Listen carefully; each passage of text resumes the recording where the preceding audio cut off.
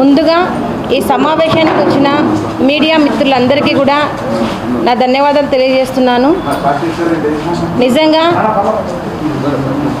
మీరు నాకు చేస్తున్న సపోర్టు అంతా ఇంత కాదండి, అందుకే మీకు ధన్యవాదాలు తెలియజేస్తున్నాను.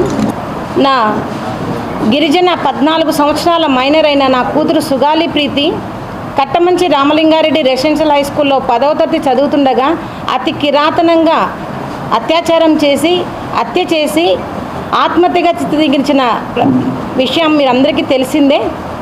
ఆ విషయంకై నేటి వరకు 8 సంవత్సరాలుగా ఒక కుంటిదాన్నైన నేను పోరాటం చేస్తూనే ఉన్నాను. మరి ఇప్పటికీ కూడా న్యాయం అనేది ఏకవశన జరగడం లేదు.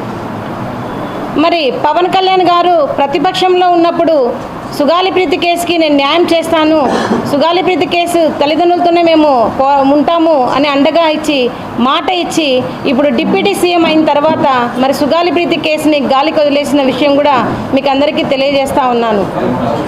మరి ప్రతిపక్షంలో ఉన్నప్పుడు అంతగా మాకు అండగా ఇచ్చిన మరి జనసేనాని గారు మరి ఈరోజు ఎందుకు సుగాలి ప్రీతి కేసు గురించి పట్టించుకోవడం లేదో ఈ మీడియా తరఫున నేను ప్రశ్నిస్తాను అన్నగారిని. అన్న, మీరే మాకు మాట ఇచ్చారు, ఖచ్చితంగా కూటమి ప్రభుత్వం వస్తుంది, ప్రభుత్వం వచ్చిన ఫస్ట్ సంతకమే సుగాలి ప్రీతి కేసు అన్నారు. మరి మీరు వచ్చి కూడా అధికారంలోకి 14 నెలలు పూర్తి అయినా కూడా ఇప్పటి వరకు కూడా సుగాలి ప్రీతి కేసులో ఏ విషయం కూడా ముందుకు సాగలేదు.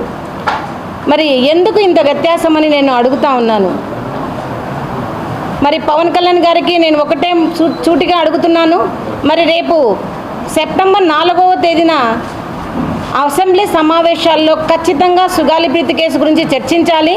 మరి ఖచ్చితమైన నిర్ణయం తీసుకొని మరి కేంద్రం మీద ఒత్తిడి తెచ్చి సిబిఐకి అప్పగించాలి నా కేసుని, లేదా కనీసం ప్రత్యేక బృందంనైనా వేసి సిట్టుతో అయినా నా కూతురి కేసుకి హంతకులను మీరు శిక్షించాలి అని కోరుతా ఉన్నాను. మరి అదేవిధంగా మరి ఈరోజు సేనాని గారు మరి సేనాతో సేనాని అని మీరు ఒక విస్తూర్ణమైన కార్యక్రమం పెట్టారు. మరి సుగాలి ప్రీతి కేసుకు మాట ఇచ్చి ఎందుకు మరిచారని నేను అడుగుతా ఉన్నాను.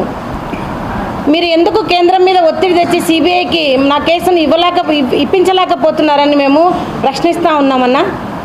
మరి అదేవిధంగా డిప్యూటీ సీఎం పవన్ కళ్యాణ్ గారు చెప్పినప్పుడు హోమ్ మినిస్టర్ అనిత గారి దగ్గర కూడా వెళ్ళి మా బాధను చెప్పుకోవడం జరిగింది. మరి హోమ్ మినిస్టర్ గారు మరి శ్రీకాంత్ అయిన జీవిత ఖైదీకి పెరోల్ ఇచ్చే విషయంలో చాలా బిజీగా ఉన్నారు. మరి సుగాలి ప్రీతి కేసు అసలు కనపడడం లేదు. ఎందుకు ఇంత నిర్లక్ష్యం అని అడుగుతాను. మరి మీరైతే కనుక మాట ఇచ్చిన ఎమ్మెల్సీ అనంతబాబు డ్రైవర్ హత్య కేసులో మరి ఎంత చొరవ తీసుకొని మీరే వాళ్ళ ఇంటికి వెళ్ళి మరి పరామర్శించి ప్రత్యేక బృందాన్ని వేసి మరి మీరు ప్రత్యేక విచారణాధికారిగా వేసి ఈ సమయంలో ఈ కేసు అయిపోవాలని చెప్పారు. మరి గుర్తుందా అనిత గారు, నేను ఈ కుంటిదాన్నైనా నేను మీ ఆఫీస్ చుట్టూకు వచ్చి మరి గంటలు నా కేసుకు జరిగిన అన్యాయం గురించి వివరించాను. మరి ఆ వివరణ అంతా మీకు ఎక్కడ వెళ్ళిందని అడుగుతా ఉన్నాను. ఎందుకు ఇంత నిర్లక్ష్యం అనిత గారికి అని అడుగుతా ఉన్నాను. సుగాలి ప్రీతి అంటే గిరిజనులంటే ఓటుకు మాత్రమే మీకు పనికొస్తామా? మరి ఎందుకు న్యాయం విషయంలో సుగాలి ప్రీతి కేసుకి ఇంతవరకు న్యాయం జరగలేదని హోమ్ మినిస్టర్ అనిత గారిని కూడా నేను అడుగుతా ఉన్నాను. మరి రాబోయే కాలంలో ఖచ్చితంగా సుగాలి ప్రీతి కేసుకి న్యాయం జరగకపోతే ఖచ్చితంగా మేము గవర్నర్ని అపాయింట్మెంట్ తీసుకొని గవర్నర్ గారికి కూడా మాకు జరిగిన అన్యాయాలు అక్రమాల గురించి కూడా మేము గవర్నర్ గారికి తెలియజేసుకొని న్యాయం కోసం మేము గవర్నర్ గారిని అర్జిస్తామని చెప్తున్నాను. ఈ కేసుకి న్యాయం జరగకపోతే కూడా నిరాహార దీక్షకు కూడా మేము పూనుకుంటామని మేము చెప్తున్నాము.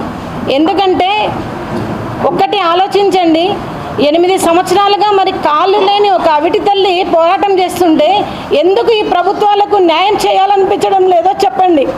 మరి మేము ఎంతకాలం ఇలా పోరాడాలో చెప్పండి. స్కూలుకు వెళ్ళి చదువుకోమని పిల్లల్ని స్కూలుకు పంపిస్తే కీచకంగా అత్యాచారం చేసి హత్య చేసిన వాళ్ళని శిక్షించండి ముద్దాయిలంటే. మీకు ఎందుకు అంత ప్రేమిస్తున్నారు ముద్దాయిలను, ఎందుకు శిక్షించరని అడుగుతా ఉన్నాను. మరి లోకేష్ బాబు గారు మీ రెడ్ బుక్లో సుగాలి ప్రీతి హంతకుల పేర్లు ఉన్నాయా లేవా చెప్పండి. ఎందుకు ఇంత నిర్లక్ష్యం ప్రభుత్వానికి గిరిజనులంటే చెప్పండి అని అడుగుతా ఉన్నాను. మరి నేను ఈడ్చుకుంటూ ప్రతి ఆఫీస్ చుట్టూ నేను నా కూతురు గురించి చెప్తున్నానే, మరి ఒక్కరన్నా స్పందించడం లేదు ఎందుకు? ప్రతిపక్షంలో ఉన్నప్పుడు సుగాలి ప్రీతి కేసు గుర్తున్నప్పుడు అధికారంలోకి వచ్చిన తర్వాత ఎందుకు మీకు గుర్తుకు రాదని నేను అడుగుతున్నాను. మీరు న్యాయం చేయలేరా? చేస్తారా చెప్పండి. ఒకవేళ న్యాయం జరగని పక్షంలో నిజంగానే మంగళగిరి పార్టీ ఆఫీస్ దగ్గర, జనసేన పార్టీ ఆఫీస్ దగ్గర నేను ఆమరణ నిరాహార దీక్ష కూడా మేము పూనుకుంటాము. ఎందుకంటే ఒక తల్లిగా నా బాధ, నా కూతురికి మనశ్శాంతిని కలిగించాలా. ఆ మనశ్శాంతి కలిగించడానికి నేను ఎంత దూరమైనా పోరాటం చేస్తానని మీడియా ముఖంగా తెలియజేస్తున్నాము.